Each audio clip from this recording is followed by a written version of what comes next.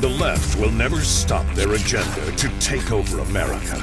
You are their enemy, and they will not negotiate. Prepare yourselves. Welcome to the Blue Shark Show with your host, Mike Lang. Working together, working apart. You want your elected officials working together. Now, we can have different opinions, different ways to do things. As long as we get to the outcome, what's best for Hood County, and Hood County is conservative, 80+% conservative to, less than that as far as Democrat or socialist, whatever you want to call it.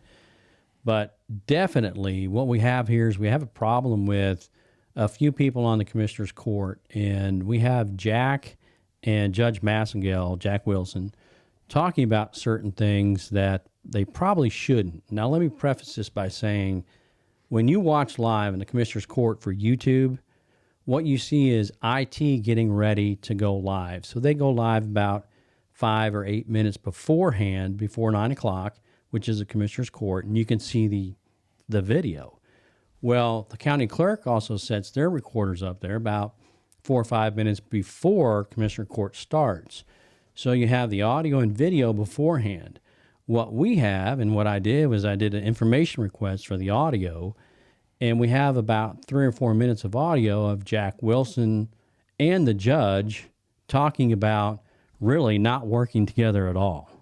Nate, how you doing? We got Nate in the studio today. I'm good, Mike. Thanks for having me. And they were talking about working together as in with themselves. Used to it would have been the trio, but, Ron Cotton got run off the Commissioner's Court, thankfully. But, they like to pretend that they want to work together, but really they're working against the majority of the people. And what I mean by that is this year conservatives beat the moderate candidates like their little buddy Ron Cotton 14-3. Dave, Eagles in the studio today. Dave, Commissioner Precinct 4, you had a great win, over 75%. Glad you came out on top of that. Great job. Thank you very much, Mike. And I will say that, actually the judge and Jack Wilson worked together very well on their little projects. I'll have to say that. But is it in the best interest of the county? Not sure. We're going to talk about that. Well, we've got this recording, and we're going to play a portion of it because we have a couple issues here to contend with. And the first issue we have is, Cotton being part of, Commissioner Cotton being part of Precinct 2, which is Pecan and just outside of Pecan. And, of course, he's not in this conversation, but Jack is in the conversation, Precinct 3, talking about roads and things like that are in Precinct 2 that is not in his purview. And he makes a point to even talk about the incoming commissioner. Let's listen. Granbury actually will not get any out of that solar farm.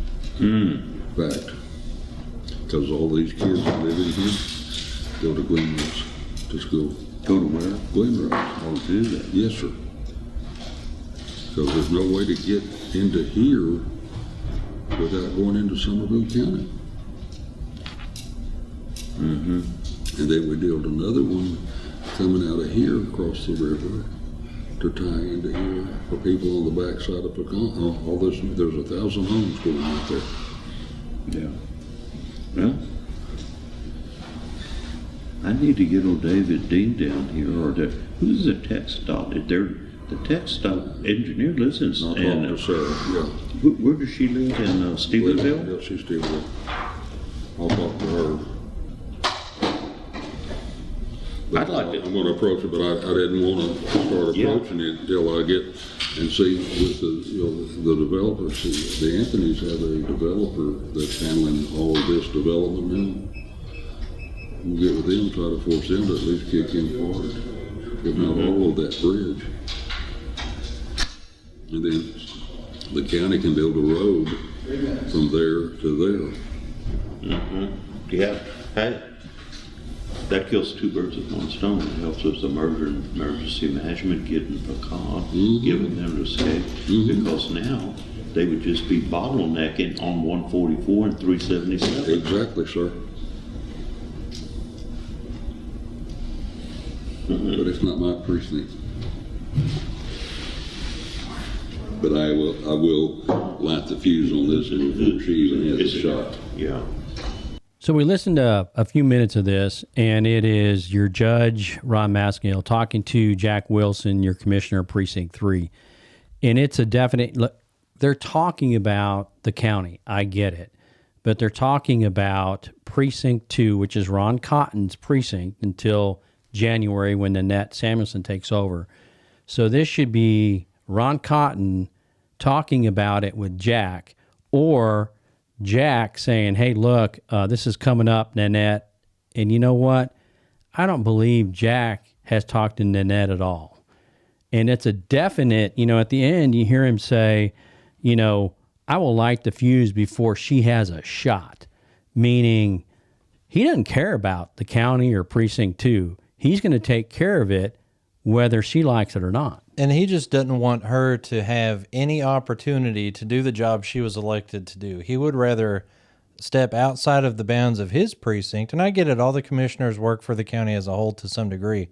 But to go out of your way to make sure that an incoming commissioner that you didn't, wasn't too crazy about them winning, to do that, it shows you how low Jack Wilson's willing to sink in this game of politics that he loves to play. And the judge goes right along with it. So there's no, hey, this is Nanette. They say right off, he's Jack Wilson right off the bat, this is not my precinct. So that's telling you right here that it's not his precinct. He knows it's not his precinct, but he's going to do it, come hell or high water. Yeah, and he also talks about getting with the developer over there, and he talks about the county building the road over there. And that really he would be a vote if it came up to that, but it still will be Miss Samuelson's precinct once she gets in on the 1st. So I look at that as a pretty big usurpation from Precinct 3 commissioner over into Precinct 2, and apparently he and the judge are up there, discussing what they want to do about another incoming commissioner. And Dave, correct me if I'm wrong here. Judges, aren't they supposed to kind of sit back and let the commissioners argue stuff out and not really get into the weeds and just kind of take their votes and go home? Isn't that how judges are supposed to operate? Actually, in the world of Dave Eagle, a county judge would be the presiding officer. That's the presiding officer. And if you go look at Robert's rules on a presiding officer, you find that a presiding officer's main goal into presiding over a meeting is to be neutral and to allow the meeting to take place. You have 4 commissioners on that court, one representing each quarter of the county, and they should be doing the business of the court, and the judge should be there to preside over the meeting, to move the meeting along, to take care of the agenda, to make sure things are going correctly, and basically to butt out. So he shouldn't be scheming with Jack Wilson to go behind Nanette's back and try to, steal some of her thunder. I would think that would probably be undesirable. Okay. And that's not under the true guise of working together as a group to move Hood County forward. When you say first, right off the bat, this is not my precinct, then he talks about this is, an option for me to go to TxDOT, Jack, and do this because of the developers with the Anthonys, and he keeps going on and on about things he's going to do that he hasn't spoken with Nanette, an upcoming commissioner, with, and he should touch base with her if that's what he's going to do, and they can get the ball moving because it is, the end of November. So it kind of begs the question of where the heck is, Precinct 2 Commissioner Ron Cotton in all of this? Well, right now he's a lame duck and he's pretty much MIA, but something that really gets under my skin about this is the fact that we have these people on the commissioner's court, not Dave, obviously, but Judge Massengill and Jack Wilson, who are trying to do everything they can to undermine everything they can. It's like they say, oh, we got to work together, we got to do this. They want to work with everybody except the conservatives. They want to work with the Democrats. The judge keeps going to their meetings. They want to work with the left side of the Republican Party, but they do not want to work with the conservatives. They do everything they can to cut them out and make them look like jerks. And then we look at, we're talking about Jack and the judge and Ron Cotton.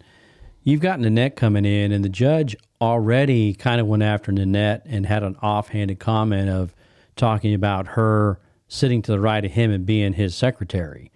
And so you got some issues coming in with the judge, and now with Jack trying to take over things in the precinct, and it's not the right thing to do.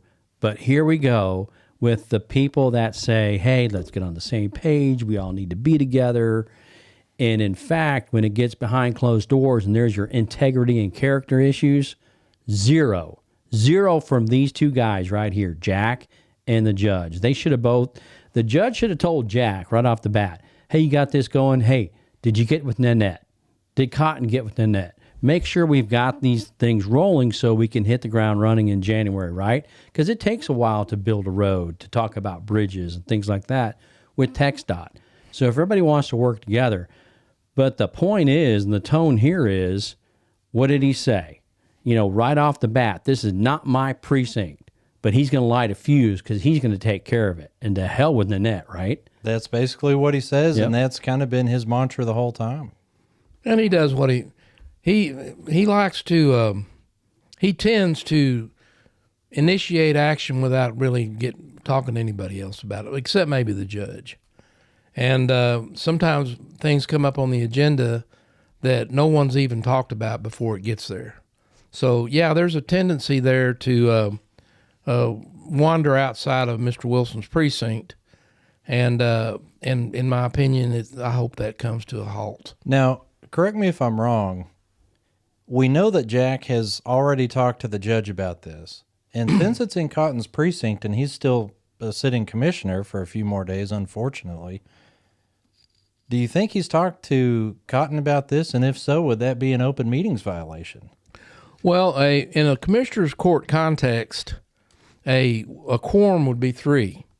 So in that regard, there's a thing called a walking quorum, and that's where a meeting has not been called, but there's a quorum present. Now, you've heard the old saying about it walking like a duck and quacking like a duck. Could be a duck, and I'm not casting any aspersions here. I'm just saying that I know what a walking quorum looks like. And I would hope moving forward that, Nanette coming in just a few short weeks, that not only the judge, but Ron Cotton would get with Nanette and fill her in on the things he is doing right now for the citizens, so you don't really skip a beat. And that's not, hey, we don't like each other. This is what's best for the county. Now, when I was state rep, I got no information from Jim Keffer. Just shut everything, he was there 20 years, shut everything down, started brand new. That's fine, Jim Keffer. But when I left after 2 terms, I was able to give everything to the incoming person because it wasn't about me. It was about the office and taking care of the district. And hopefully we'll have that when Cotton leaves. But you know what? According to this recording for Jack and the judge, none of that's going to go on. I'm not going to hold my breath for Cotton to do the right thing because he hadn't done the right thing for the last 4 years.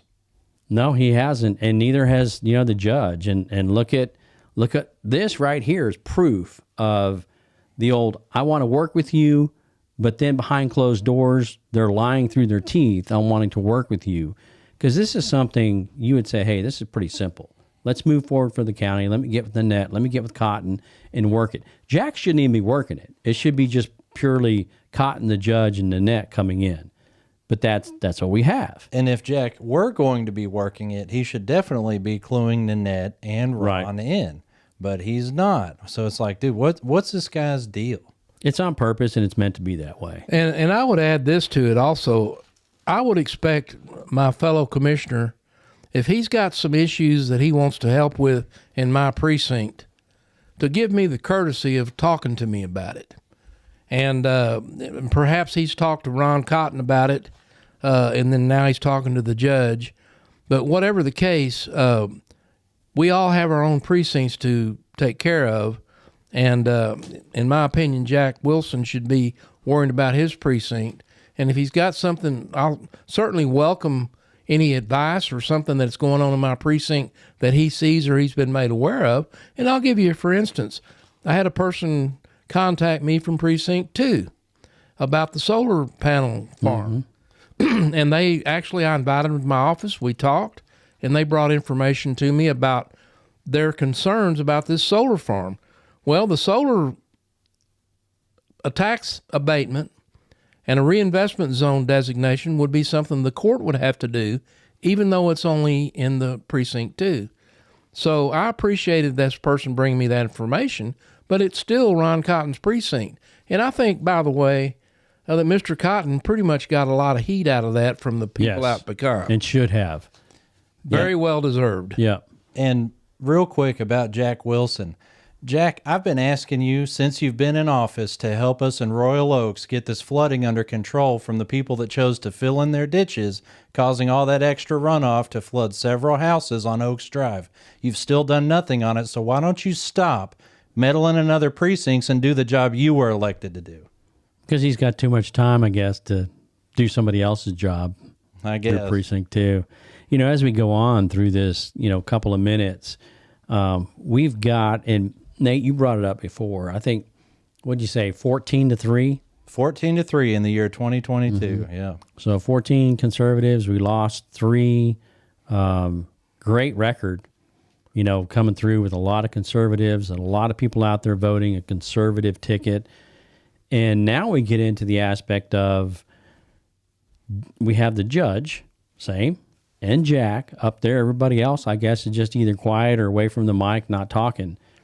And they start bringing up issues with the GOP chair, which is Steve Biggers, and his church, and, what the judge, kind of in a cocky manner said, hey, I kicked him out of court. But let's listen to this video, or audio. There's something wrong with this picture here, Pastor Dan. We're going to give you a seat right up here on the front row here. Is that good or bad? That's good. Okay. That's good. How are you doing, sir? Good to see you. It's like Sunday, but I didn't How you doing, Nate? Yeah, this is Good. Anyway, nice button. Nice button. yes, sir. Hey, you voted today? Dang right. Was there a lot of people there? Not October. There was over here, though. Yeah. Yeah, there was over here. Yeah. I wouldn't wait to vote on election day in Granbury. They're standing in line. I voted the third day here for early voting, and I didn't have to wait any time at all, but it's an important election. He said from the pulpit up there, he said, I'm telling you folks, this is an important election. I'm not telling you how to vote, but please go out and vote. Well, it's very I important. told them if you don't like the direction this country's going in, this is awfully important. Yeah, and who does like the direction? Tell me who. Food and fuel and the border. How about that? Yeah, it's bad. That's bad.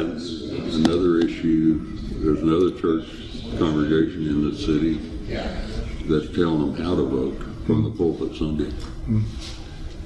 Was it favorable to us? Did they tell them the right way? No, it's good. We're bigger, So you got to understand, Bigger's wife's daddy's the one that started that church, but they're fixing to split, by the way. Are they? Yeah, because people are not wanting to tired of putting up with what Biggers is throwing in. Well, I guess so. And, they're fixing to have a split at that congregation. Why do that? Imagine that guy so much. He likes me so much. I had him thrown out of here right before the election. The big chair. He says he's the most important guy. Elected official in Hood County. In Hood County. But we're going to find out how that is because we're starting a new Republican party. As soon as this election over, it's going to be a new one. And it's not going to be any crazies. We're going back to our basic core values.